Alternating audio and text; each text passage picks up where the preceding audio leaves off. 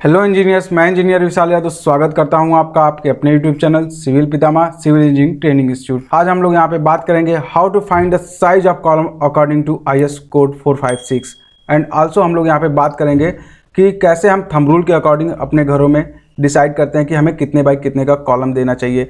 जब भी हम घर बनवाते हैं तो हमारे मन में काफ़ी सारे कन्फ्यूजन्स होते हैं। अगर हमारे पास सिविल इंजीनियर्स या फिर हम किसी आर्किटेक्ट के पास नहीं जाते हैं तो हमारे मन में काफ़ी ज़्यादा कन्फ्यूजन रहता है कि अगर हमें इसे कॉलम का अपना साइज़ देना है तो कितने बाई कितने का दें जो कि हमारे बिल्डिंग के लिए सेफ़ हो।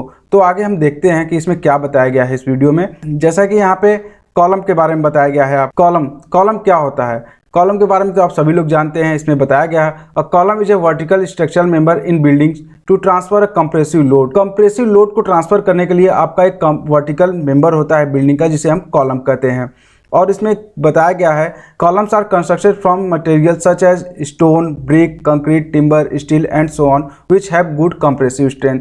आपका कॉलम जो है ऐसे मटेरियल से बनाया जाता है जिनका कंप्रेसिव स्ट्रेंथ काफ़ी अच्छा होता है, क्योंकि वो आपका जो कंप्रेशन को झेल पाए। जो भी बिल्डिंग होती है, ये वर्टिकल आपका जो मेंबर होते हैं, ये कॉलम्स है आपके चारों कॉर्नर पे। इस पे जो आपका कंप्रेसिव जो लोड पड़ेगा, उस कंप्रेसिव लोड को वो वहाँ पे रेजिस्ट कर पाए, इसलिए वहाँ पे हमें ऐसे मटेरियल को वहाँ पे हमें फाइंड करना होता है जिसका वहाँ पे कंप्रेसिव स्ट्रेंथ काफ़ी अच्छा हो। तो ऐसे में यहाँ पे बताया गया है कि आपका जो स्टोन है, ब्रिक है, कंक्रीट है, टिम्बर है, स्टील है, इन सब का कंप्रेसिव स्ट्रेंथ काफ़ी अच्छा होता है। तो हमें यहाँ पे कॉलम बनाने के लिए इन मटेरियल्स का यूज करते हैं। तो आगे देखते हैं इसमें क्या बताया गया है। The size of column according to thumb rule. हम थंब रूल के अकॉर्डिंग यहाँ पे देखेंगे साइज ऑफ कॉलम क्या होना चाहिए, हमारे घर में क्या बनाते हैं। तो जैसा कि इसमें बताया गया है the size of column depend on total load applied on the column, alignment of column and span between two column.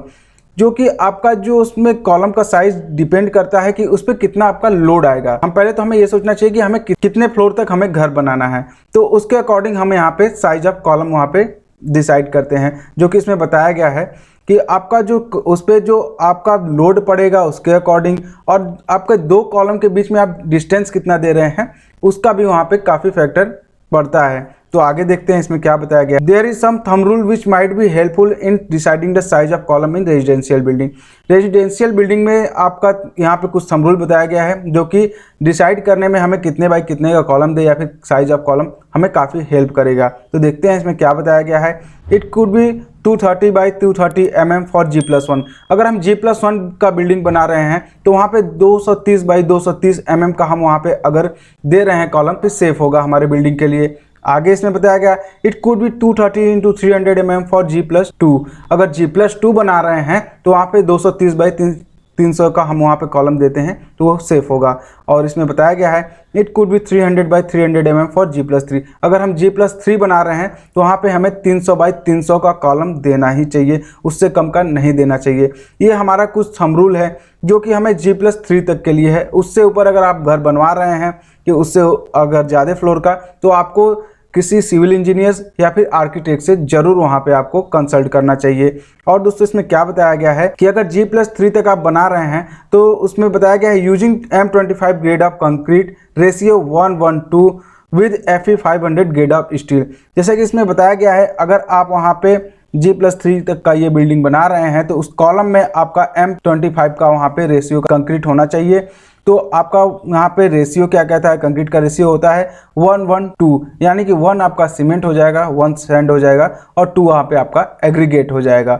और यहाँ पे जो आपका उसमें रेनफोर्समेंट यूज करेंगे यानी सरिया जो आप यूज करेंगे वो Fe 500 ग्रेड का होना चाहिए। ये आप याद रखिएगा दोस्तों कि आपका जो भी यहाँ पे सरिया यूज करेंगे वो Fe 500 ग्रेड का होना चाहिए। आगे इसमें देखते हैं how to calculate the size of column according to IS code. IS code क्या कहता है हमें कॉलम का साइज डिसाइड करने के लिए, देखते हैं क्या कहता है। Building codes get better advice to about the size of column as per loads going on it because the size varies according to load and function of structure. Building codes आपका कहता है, पहले तो हम देखते हैं कि कितना लोड पड़ रहा है, कितना लोड इस पर आएगा, और उसके साइजेस वेरीज करते हैं उसके फंक्शन के हिसाब से, यानी कि किस टाइप्स के आप बिल्डिंग बना रहे हैं, क्या आप वहाँ पे पर्पस है बिल्डिंग का, उसके अकॉर्डिंग बिल्डिंग कोड्स वहाँ पे डिसाइड करता है कि साइज ऑफ कॉलम क्या होगा आपका। आगे देखते हैं IS code 2000 recommendation for design of column. IS code यहाँ पे डिजाइनिंग करने के लिए कुछ रिकमेंडेशन देता है। देखते हैं इसमें क्या कहता है। पहला इसमें कह रहा है minimum clear cover for column is 40 mm provided if the size of column is less than 200 mm then clear cover is 25 mm is provided. जैसा कि इसमें बताया गया है, अगर आपका कॉलम जो है बना रहे हैं तो वहाँ पे आपका जो मिनिमम क्लियर कवर होना चाहिए आपका वहाँ पे 40 mm का होना चाहिए। अगर आपका size of column less than 200 mm है, अगर आपका कॉलम का साइज 200 mm से कम है तो वहाँ पे आपका क्लियर कवर 25 mm का होना चाहिए, ये IS कोड कहता है। और क्या कहता है इसमें, the minimum diameter of bar 12 mm और minimum numbers of bar should be 4। आपका जो मिनिमम डायमीटर ऑफ बार्स होता है कॉलम का वो आपका 12 mm होना चाहिए। और उसमें आपका कॉलम अगर आपका उसमें स्क्वायर है या फिर रेक्टेंगुलर है तो मिनिमम बार्स उसमें आपका 4 होने चाहिए, ये आपका IS कोड कहता है। आगे इसमें क्या कहता है, IS 456-2000 suggesting minimum area of steel in column 0.8% of gross area of column. AG कहता है यहाँ पे ग्रॉस एरिया ऑफ कॉलम। तो मिनिमम एरिया ऑफ स्टील जो आपका होना चाहिए कॉलम में वो कितना होना चाहिए यहाँ पे दोस्तों, आपका 0.8% ऑफ ग्रॉस एरिया कॉलम। तो जितना आपका कॉलम का साइज है उसका 0.8% मिनिमम स्टील आपको वहाँ पे देना चाहिए। और इसमें maximum area of steel in column, maximum आप कितना देना चाहिए वहाँ पे, मैक्सिमम आपको 6% ग्रॉस एरिया ऑफ कॉलम दे सकते हैं। Steel should not overlap 4% of AG यानी gross area of column if steel is overlap. अगर ओवरलैप करा रहे हैं तो आपका 4% आपसे जो ग्रॉस एरिया आपका कॉलम है उससे ज़्यादा नहीं करना चाहिए आपको ओवरलैप वहाँ पे। तो दोस्तों ये आपका कहता है यहाँ पे IS कोड। तो आइए देखते हैं यहाँ पे कि कैसे IS कोड के द्वारा हम यहाँ पे डिजाइन करेंगे। तो देख रहे हैं आपके सामने ये IS कोड का एक हमने पेज लिया हुआ है जो पेज नंबर 71 है। यहाँ पे IS कोड आप देख रहे हैं 456-2000 है।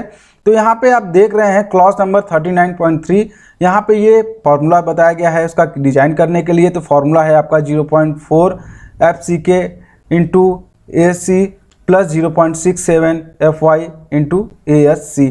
शायद आपको यहाँ पे अच्छे से ये ना दिख रहा हो तो इसको क्लियर आउट करते हैं। जैसा कि आप देख सकते हैं ये फार्मूला आपका हो गया U equal to 0.4 FCK into AC plus 0.67 FY into ASC, ये आपका फार्मूला है। इसी फार्मूले से हम यहाँ पे डिज़ाइन करते हैं किसी भी कॉलम को। तो आप इसको देख के आप घबराइएगा मत, बहुत ही आसान है, हम यहाँ पे देख सकते हैं। जैसा कि इसमें बताया गया है कि यहाँ पे ये वैल्यूज़ क्या हैं तो इसके बारे में बताया गया है।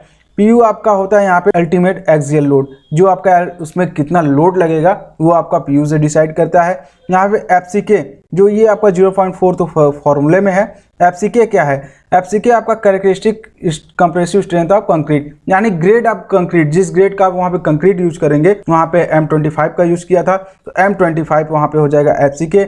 AC क्या होता है यहाँ पे, AC आपका होता है area of concrete in column, आपका कितना एरिया ऑफ कंक्रीट वहाँ पे कॉलम में दे रहे हैं। जैसा कि मिनिमम एरिया ऑफ स्टील वहाँ पे देते हैं आपका 0.8%, अगर 0.8% 100 में से निकाल देंगे तो बचा हुआ जो पार्ट होगा वो आपका वहाँ पे कंक्रीट होगा। तो वहाँ पे AC क्या होता है आपका एरिया ऑफ कंक्रीट। और FY क्या है आपका 0.67, ये फॉर्मूले से है।